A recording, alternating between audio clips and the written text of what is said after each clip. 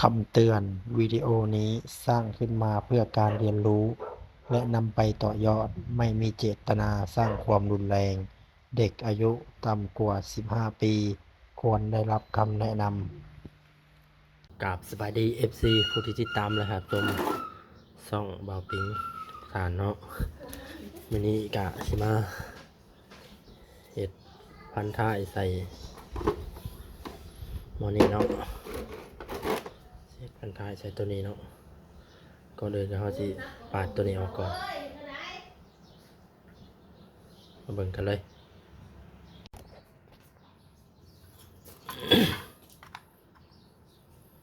ตัดออกนี่เนาะตัดออกตัวนี้เขาจะเอาไปแทกสลิปอย่าเป้านะลูก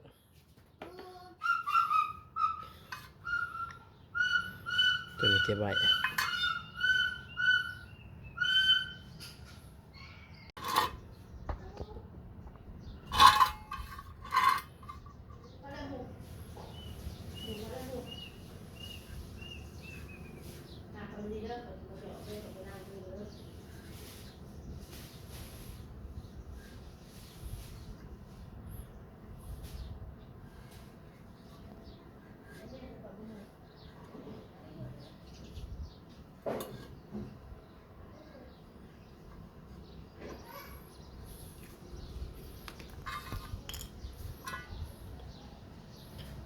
จะตัดเลยเนาะ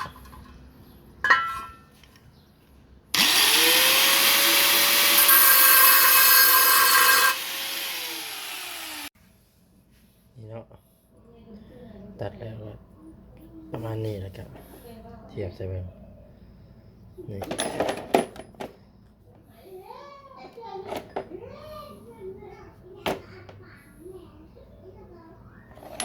เจาะหูกันนะเจาะหูก็เอาตัวนี้เนาะตัวที่เราตัดออกมาทาบ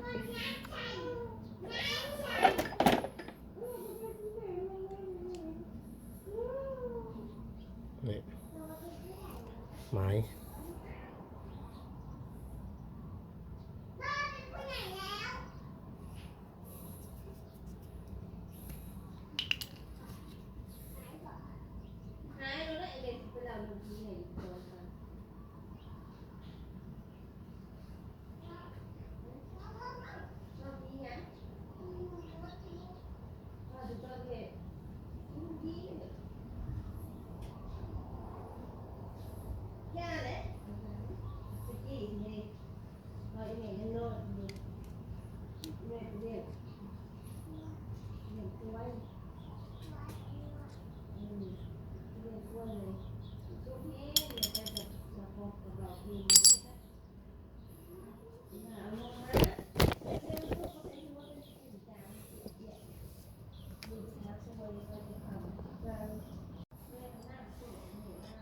ไม้แล้วครับ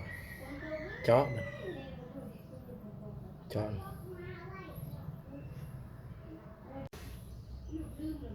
เจาะแล้วเนาะ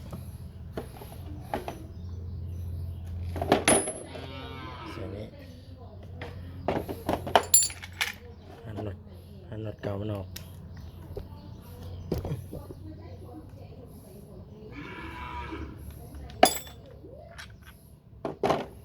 น็อตตัวนี้บริษัทเนาะมันจะใส่น็อตยาวกว่าเก่าเนี่ยตัวนี้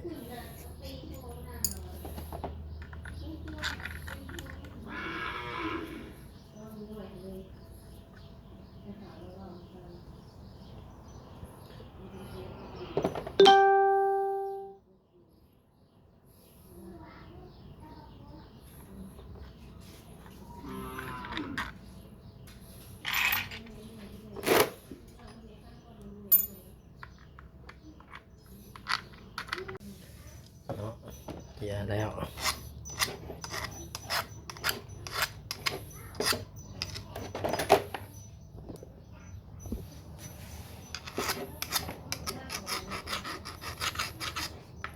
อันนี้เป็นวิธีเห็ดด้ามจับพันท้ายต่อพันท้ายใส่เนาะนี่มานี่ต่อไป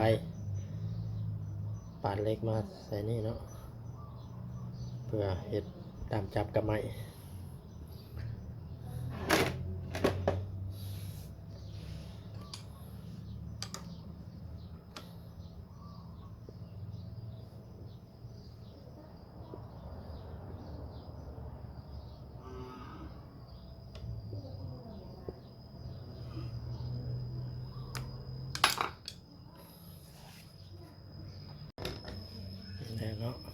กไปนี่ผ่านเล็กไปนี่มาเชื่อมใส่กับตัวนี้ให้เป็นแบบนี้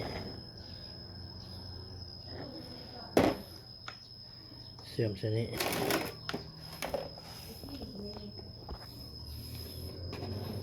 เชื่อมใส่นี้เชื่อมเล็กใส่นี้เชื่อมแบบนี้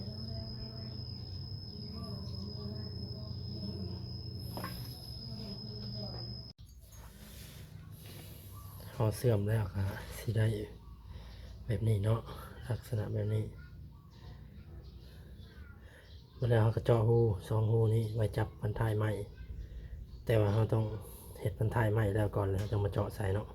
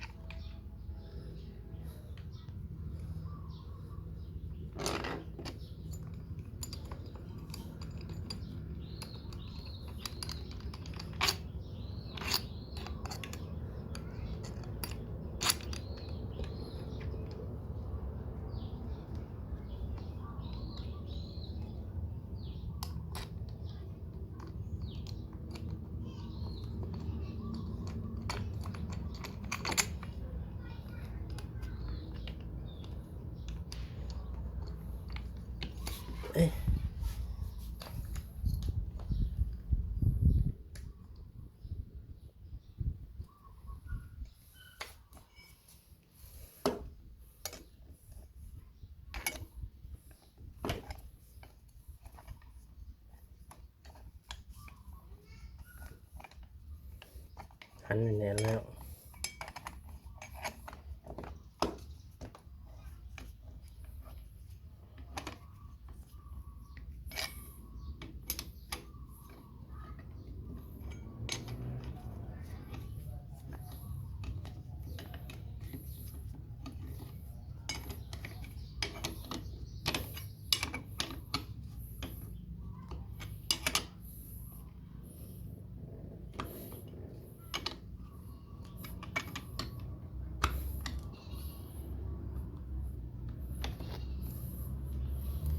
หันแน่นๆเลยบ่อยมันตีนี่ประมาณนี้เนาะเราต้องไปเห็ดพันถ่ายก่อนหลังจากเห็ดพันถ่ายมาแปะพอดีครบแล้วจึงเจาะลงพร้อมกันเลยมันจึงพอเบี้ยวเนาะตรงเป๊ะ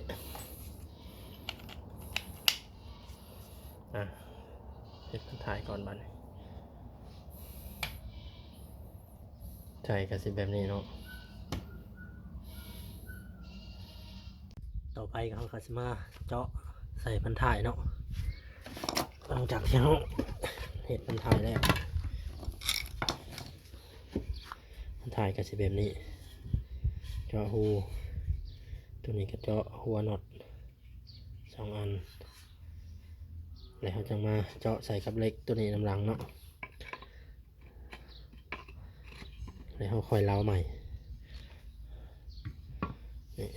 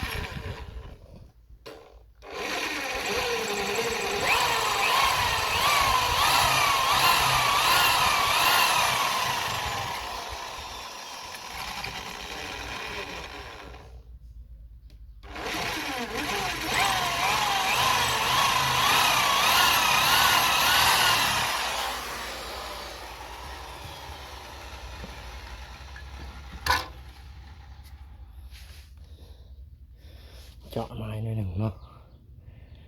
นี่ออกมาเจาะอยู่นอก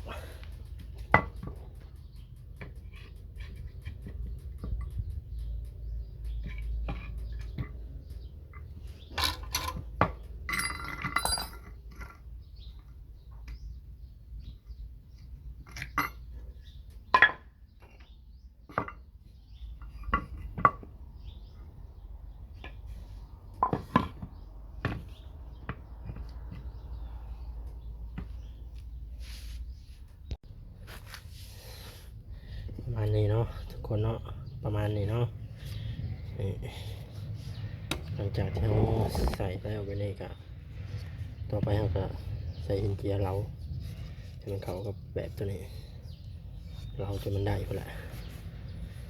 โอเคเดี๋ยวแล้วจะให้เบิ่งอีกตัวหนึ่งเนาะ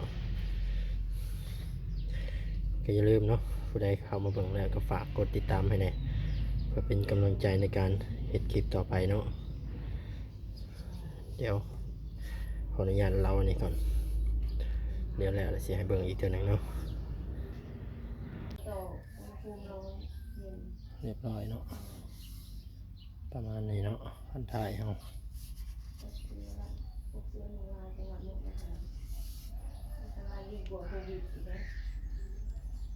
กินเข้าไปเลยตีมือสีโป้งไอ้พี่ชาย